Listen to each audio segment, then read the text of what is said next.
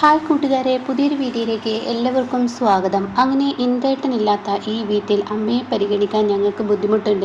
അമ്മയ്ക്ക് ഇവിടെ താമസിക്കാം, പക്ഷേ ഞങ്ങളിൽ നിന്ന് ഒരു സഹകരണം കിട്ടില്ലെന്ന് സത്യം പറയുമ്പോൾ അതെ, അനുചേച്ചി ഇല്ലാത്ത ഈ വീട്ടിൽ ഞങ്ങൾ എന്തായാലും അമ്മയെ സഹകരിക്കില്ല. കാരണം അനുചേച്ചി എല്ലാം മറന്ന് പ്രതിഭയെ നമുക്ക് അമ്മയെ ജാമ്യത്തിലിറക്കിയാലോ എന്ന് അനുചേച്ചിയാണ് എന്നോട് ചോദിച്ചതെന്ന് പ്രതിഭ പറയാൻ കേട്ടോ.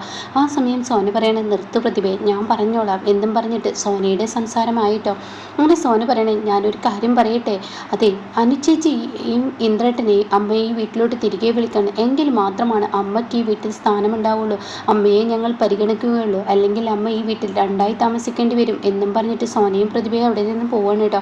അപ്പോൾ സത്യം പറയണേ, ഇതുകൊണ്ടൊന്നും അമ്മ പേടിക്കില്ല, ഈ വീട്ടിൽ അമ്മക്ക് താമസിക്കാം എന്നും എനിക്കറിയാം. പക്ഷെ ഞാനൊരു കാര്യം പറഞ്ഞേക്കാം, ഇന്ദ്രേട്ടൻ ഇറങ്ങിപ്പോയതുപോലെ ഞങ്ങളും താമസിയാതെ ഈ വീട്ടിൽ നിന്ന് അങ്ങ് ഇറങ്ങിപ്പോവും, അതോടുകൂടി ഈ പ്രശ്നത്തിനൊരു പരിഹാരമാവുമല്ലോ എന്ന് സുശീലയോട് പറയുമ്പോൾ ഈ സുശീല ഒന്ന് നടുങ്ങി കേട്ടോ.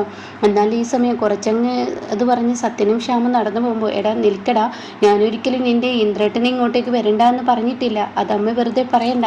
അമ്മ ജാമ്യത്തിലിറക്കാൻ ഇന്ദ്രേട്ടൻ വന്നപ്പോൾ ഇന്ദ്രേട്ടനോട് എന്താ അമ്മ പറഞ്ഞത്, അതൊക്കെ മറന്നുപോയോ?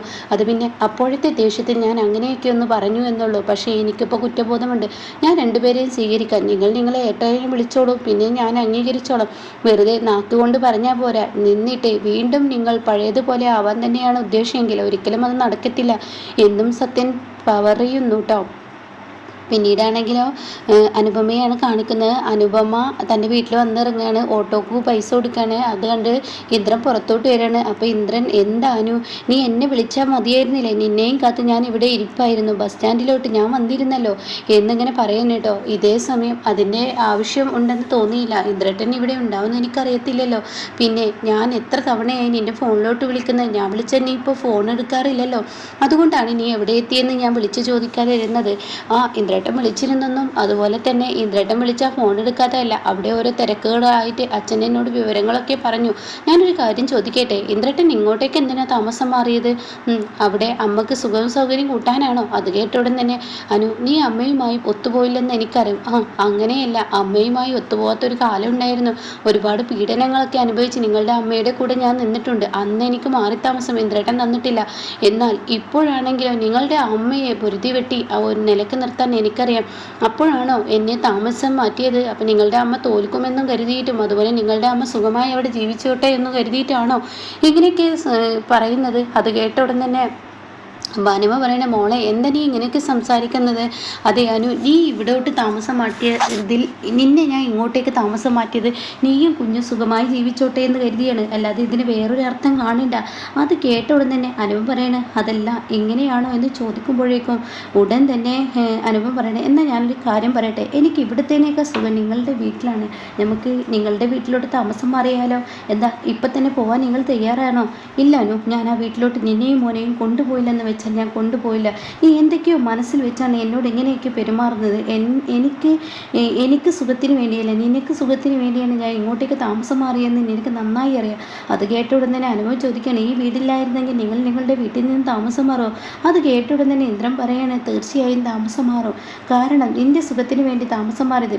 ഇപ്പോൾ നിൻ്റെ മനസ്സിൽ എന്തൊക്കെയോ പകയും ദേഷ്യവും വിദ്വേഷമൊക്കെയാണ്, അതെന്തൊക്കെയോ മനസ്സിൽ വെച്ചാണ് ഞാൻ സംസാരിക്കുന്നത്. എന്തായാലും ഞാൻ ഇവിടെ നിന്ന് ഇറങ്ങുന്നു, നിനക്ക് എന്നോട് എപ്പോൾ പറയണമെന്ന് തോന്നുന്നു അപ്പം എന്നെ വിളിച്ചാൽ ഞാൻ ഇങ്ങോട്ടേക്ക് വരുമെന്നും പറഞ്ഞ് ഇന്ദ്രൻ അവിടെ നിന്ന് പോകുമ്പോൾ പാനമ്മ, മോളെ അനുപമ, ഇനി എന്താ ഇങ്ങനെയൊക്കെ സംസാരിക്കുന്നത്? അത് കേട്ട ഉടൻ തന്നെ അനുഭവം പറയണേ, അത് പോയ പോലെ ഇങ്ങോട്ട് തിരിച്ചു വന്നോളും എന്ന് പറയാം കേട്ടോ. ഇതേ സമയം എന്താണ് ചേച്ചി പ്രശ്നം, നിങ്ങൾക്കിടയിൽ എന്താ പ്രശ്നം, എന്താണെങ്കിലും ഇപ്പം തന്നെ തീർക്കൂ, ഇതിനെ ഇന്ദ്രേട്ടനെ വെറുപ്പിച്ച് പറഞ്ഞയച്ചത്?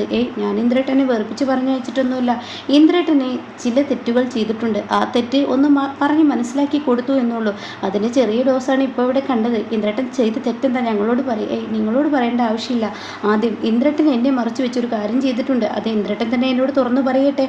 ഇന്ദ്രേട്ടനോട് ഞാൻ ചോദിച്ചത് കേട്ടില്ലേ, അമ്മയെ ജാമ്യത്തിൽ ഇറക്കുന്ന കാര്യത്തെക്കുറിച്ചും എല്ലാം ഞാൻ അറിഞ്ഞിട്ടുണ്ട് എന്ന് ഞാൻ ഇന്ദ്രേട്ടനോട് പറഞ്ഞില്ലേ, അപ്പോൾ അതുകൊണ്ട് ഇന്ദ്രേട്ടൻ എന്നോട് പറയട്ടെ എന്ന് പറയാം കേട്ടോ. അങ്ങനെ അനുപമ തൻ്റെ കുഞ്ഞിനെ എടുത്ത് റൂമിലോട്ട് പോകുമ്പോൾ അവിടെ മഞ്ചാടി കൈ പിടിക്കാൻ കേട്ടോ, ഒന്ന് അവിടെ നിന്നാണ് ചേച്ചി, അതൊക്കെ ഇവിടെ കിട്ടെ, നിങ്ങളുടെ പ്രശ്നം നിങ്ങൾ തന്നെ തീർക്കുമെന്ന് പറയുന്നു. എന്നാൽ രഘുവേട്ടനെ നിങ്ങളെല്ലാവരും കൂടി പഞ്ചരത്നത്തിൽ നിന്നും പുറത്താക്കിയിരിക്കുകയാണോ? അതെന്താ ഇങ്ങനെയൊരു ചോദ്യം? അല്ല, രഘുവേട്ടൻ്റെ സംസാരത്തിൽ അങ്ങനെയാണ് തോന്നിയത്, എല്ലാവരും കൂടി രഘുവേട്ടനെ പുറത്താക്കി കഴിഞ്ഞാൽ എന്നാൽ കാര്യങ്ങൾ കൈകെട്ടുപോവും, ദാസങ്ങൾ മകളുടെ വീട്ടിൽ ഇപ്പോൾ രഘുവേട്ടന് വലിയ സ്ഥാനമില്ലെന്ന് തോന്നുന്നു. എന്നാൽ ഈ വീട്ടിൽ ഇന്ദ്രേട്ടൻ താമസം മാറിയതുകൊണ്ട് ഇങ്ങോട്ടേക്കും വരാൻ വയ്യ. ഇങ്ങനെയൊക്കെ ആയിക്കഴിഞ്ഞാൽ രഘുവേട്ടൻ്റെ വഴി തിരഞ്ഞെടുക്കും. പിന്നീട് കരഞ്ഞിട്ട് കാര്യമില്ല. അത് കേട്ട ഉടനെ തന്നെ എന്താ മഞ്ചാടി നിനക്ക് ഇങ്ങനെയൊക്കെ സംസാരിക്കാൻ തോന്നിയത്? എന്താ പ്രശ്നം എന്താ എന്ന് എനിക്കറിയില്ല. എൻ്റെ മനസ്സിൽ തോന്നിയ ആ ഒരു പ്രശ്നം ഞങ്ങളോട് പറഞ്ഞു, അത്ര തന്നെ. എന്തായാലും രഘുവേട്ടൻ്റെ കാര്യത്തിൽ ഒരു തീരുമാനം എടുത്തോളൂ. അതോ രഘുവേട്ടനെ മനഃപൂർവ്വം ഈ വീട്ടിൽ നിന്നും മാറ്റാനാണോ നിങ്ങൾ ഈ വഴി തിരഞ്ഞെടുത്തത്? അത് കേട്ട ഉടനെ എന്താ എന്താ നീ പറയുന്നത്? എനിക്കൊന്നും മനസ്സിലാവുന്നില്ല. അല്ല, അനുചേച്ചി ഇന്ദ്രേട്ടനെ ഈ വീട്ടിലോട്ട് താമസം മാറ്റിയതും രഘുവേട്ടൻ ഇവിടെ നിന്ന് മാറാനാണോ എന്നൊക്കെ പറയുമ്പോൾ ഉടൻ തന്നെ അങ്ങനെയൊന്നുമില്ല, ഒരിക്കലും ഞാനും ഇന്ദ്രേട്ടൻ ഇവിടെ താമസിക്കുന്നുണ്ടെന്ന് കരുതിയിട്ട് ഈ രഘുവേട്ടൻ എന്താ അവിടെ താമസിച്ച കുഴപ്പം? ഒരു കുഴപ്പമില്ല, രഘുവേട്ടൻ താമസിക്കാമെന്ന് പറയുന്നു കേട്ടോ. എന്നാൽ ഈ സമയം ഇപ്പുറത്തെ ഗോകുലിനെയാണ് കാണിക്കുന്നത്. അപ്പോഴത്തേക്കും ഹേമന്തും ഇന്ദുവും ഓടി വരികയാണ്. എന്തായി മഞ്ചാടിയെ കണ്ടോ? കാര്യങ്ങളൊക്കെ നടന്നോ? ഇല്ല, അവളെ കണ്ടില്ലെന്ന് പറയുന്നതല്ല നല്ലത്. കാരണം അവൾ കാണാത്തതുപോലെ എന്നെ നടിച്ചു പോയതാണ്. അവൾക്ക് ഇപ്പം എന്നെയൊന്നും വേണ്ട. അവളിപ്പോൾ ജീവരാജിനെ വിട്ട് വേറൊരു ചെറുക്കനുമായി കൂട്ടായിരിക്കുന്നു. അത് കേൾക്കുന്ന എന്തു പറയണേ? അങ്ങനെ അവൾ ഒരിക്കലും ജീവരാജിനെ മറക്കില്ല. അവൾക്കത് മറക്കാൻ കഴിയില്ല. അത് കേട്ടോടുന്ന് അത് അങ്ങനെ തന്നെ. അപ്പോൾ ആ ആളെ കണ്ടോ? ഇല്ല, ഞാൻ ആളെ കണ്ടില്ല. അവൻ്റെ മുഖത്ത് ഹെൽമെറ്റ് ഉണ്ട്. എങ്കിൽ അത് ജീവരാജ് തന്നെ, അല്ലാതെ ആര് എന്നും പറയുന്നുണ്ട് കേട്ടോ. അപ്പോൾ ആ സമയം ജീവരാജ് ഒരിക്കലും വരുമെന്ന് എനിക്ക് തോന്നുന്നില്ല. ജീവരാജ് ആവില്ല, അതൊന്നും പറയാൻ പറ്റില്ലെന്ന് എന്തു പറയുന്നു കേട്ടോ. ഇതേ സമയം എന്തായാലും മകളുടെ പുതിയ കൂട്ടുകെട്ട് ഞാൻ അങ്ങേരെ അറിയിക്കും, മാഷിനെ അറിയിക്കും. മാഷിനോട് പറയണല്ലോ മകളുടെ പുതിയ കൂട്ടുകെട്ടിനെ കുറിച്ച്. അങ്ങേര് തന്നെ തീരുമാനം എടുക്കട്ടെ, അതെന്തായാലും അച്ഛൻ തന്നെ പറയട്ടെ എന്നും പറഞ്ഞിട്ട് ഗോകുല അകത്തോട്ട് പോവാണ് കേട്ടോ.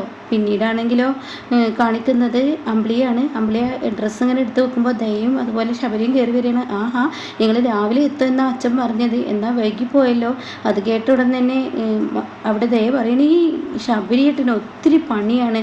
ഈ വലിയ കമ്പനിയിലല്ലേ പണിയെടുക്കുന്ന ഒരു മാനേജറല്ല, അപ്പം അതിൻ്റേതായ ബുദ്ധിമുട്ടാണ്. പക്ഷെ ശബരി ചിന്തിക്കുക, ഇന്നലെ രാത്രി ബ്യൂട്ടി പാർലറിൽ പോകണമെന്ന് പറഞ്ഞവൾ ഇപ്പം എൻ്റെ തലയിലോട്ട് ഇട്ടു എന്നുള്ളത്.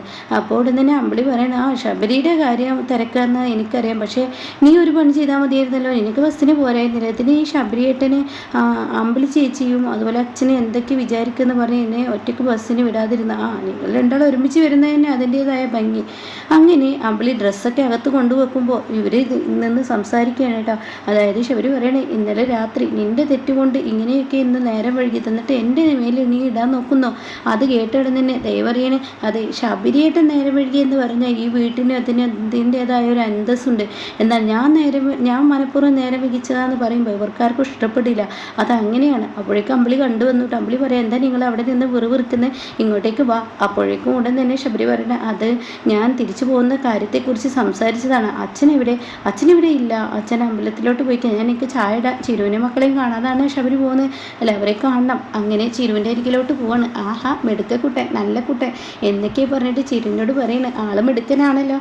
അച്ഛനെവിടെ? അച്ഛന് വൈകിട്ട് 7 മണിയാകുമ്പോഴേ എത്തട്ടുള്ളൂ. അപ്പോൾ ശബരി ഇന്ന് പോവില്ലേ എന്നിങ്ങനെ ചിരി ചോദിക്കുമ്പോൾ അതേ പറയാം, ഈ ശബരിയേട്ടൻ പോവും, അതിനെ ചൊല്ലിയാണ് ഞങ്ങൾ വഴക്ക് നടക്കുന്നത്. ശബരിയേട്ടനെ വീട്ടിൽ ശബരിയേട്ടൻ നിന്നില്ലെങ്കിൽ ആ വീട് ശബരിയേട്ടൻ ഇല്ലെങ്കിൽ ഇടിഞ്ഞു പൊളിയുന്ന ഇങ്ങേരുടെ വിശ്വാസം. അത് കേട്ടിടുന്ന തന്നെ ദയോട് ശബരി പറയണേ, എൻ്റെ അച്ഛനുണ്ട്, എൻ്റെ അച്ഛൻ്റെ കാര്യത്തെക്കുറിച്ചാണ് എനിക്ക് ടെൻഷൻ, അദ്ദേഹത്തിന് വയ്യ. അപ്പോൾ അത് കേട്ടുടനെ ദയ പറയണം, അവരുടെ 2 മക്കൾ വേറെയില്ലേ, ഒന്ന് വാസന്തി ചേച്ചിയും പിന്നെ ഏട്ടൻ്റെ ഭാര്യയും ഉണ്ടല്ലോ, പിന്നെന്താ അതെ വാസന്തി ചേച്ചി അവരുടെ റൂമിലോട്ട് കയറി വാതിലടച്ച് പിന്നീട് അവർക്കൊരു ലോകവും ഇല്ല. പിന്നീടുള്ളത് അനിതേച്ചിയുടെ അടുത്ത് നമ്മുടെ കുഞ്ഞിനെയും അതുപോലെ അടുക്കളപ്പണിയും അവർക്ക് കൊടുത്തിട്ടുണ്ട്. പിന്നെ അച്ഛൻ്റെ കാര്യങ്ങളും കൂടി അവർ എപ്പോഴും എന്തൊക്കെ നോക്കുക. അത് കേട്ടിട്ട് തന്നെ ദയ ചമ്മി കേട്ടോ. അപ്പോഴേക്കും ചീരുവിന് മനസ്സിലായി ദയക്ക് അത് ഇഷ്ടപ്പെട്ടില്ലെന്ന്. അപ്പോൾ ചീരു പറയണ, മതി ശബരി, നിങ്ങൾ ഇവിടെ വന്ന് വഴക്ക് കൂടാൻ നിൽക്കണ്ട, ദയ നീ ഇവിടെ നിൽക്കാനുള്ള ഇഷ്ടം കൊണ്ട് പറഞ്ഞതാ. അപ്പോൾ ഉടൻ തന്നെ ശബരി പറയണേ, എന്തായാലും അച്ഛനെ കണ്ടിട്ടേ ഞാൻ പോകത്തുള്ളൂ, അച്ഛൻ വരട്ടെ, അച്ഛൻ വരുന്നത് വരെ വെയിറ്റ് ചെയ്യും.